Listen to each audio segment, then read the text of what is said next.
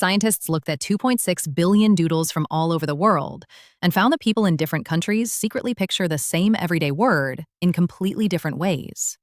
And those differences hide right behind the words themselves. Okay, quick game. Picture a crow. Just a plain black bird. Take a guess how many totally different ways people around the world drew that one word. Hold your number. And keep one more thing in mind. A triangle. A plain triangle. It's going to matter way more than you'd think. Here's what's coming. A pizza slice that turns out to have almost nothing in common with a whole pizza. A word that shatters into a crowd of different versions. And two maps of the world where the doodles knew something the words didn't. And this isn't just cute.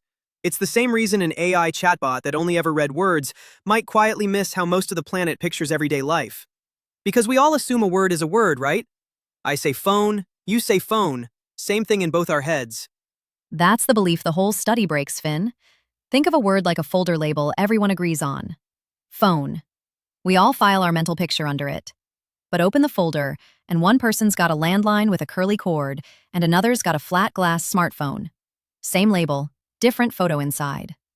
So how do you even catch that? You can't x-ray someone's imagination. You watch what they draw. The researchers used a Google game where you get a word and 20 seconds to sketch it, while a computer tries to guess. They pulled 2.6 billion of those doodles from hundreds of countries and let a computer sort them purely by how they look, with no idea what any word meant. So each folder holds one picture then? The one real version everyone lands on? Almost none of them do. Pizza, split into two clear versions, a single slice and a whole pie from above.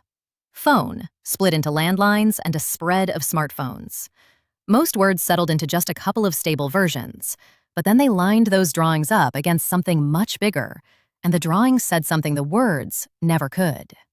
Bigger like what? They built two maps of the whole world.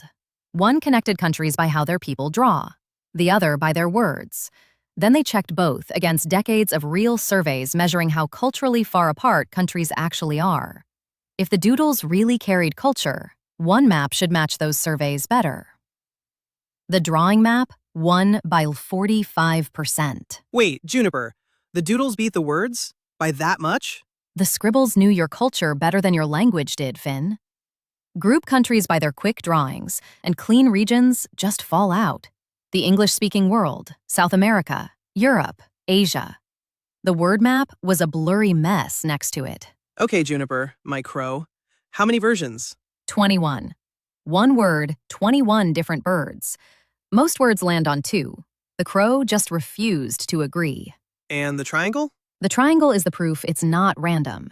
When the computer sorted by looks, it asked what sits right next to a pizza slice. Not a whole pizza, a triangle. The slice and the pie, same word, landed in totally different neighborhoods. So the drawings are a separate map of the world, one that words paint right over. Though one honest catch. Most of those doodles came from a handful of wealthy English-speaking online players, so it's less a portrait of all humanity and more a snapshot of who's online.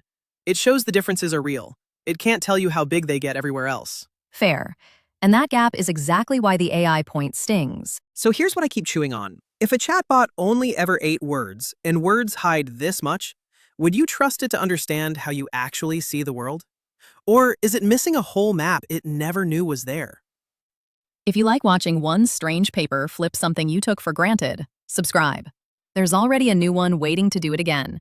And watch for the thing that settles this. The next big AI trained on drawings, not just text. If it suddenly gets the rest of the world right, we'll know the doodles were the missing piece.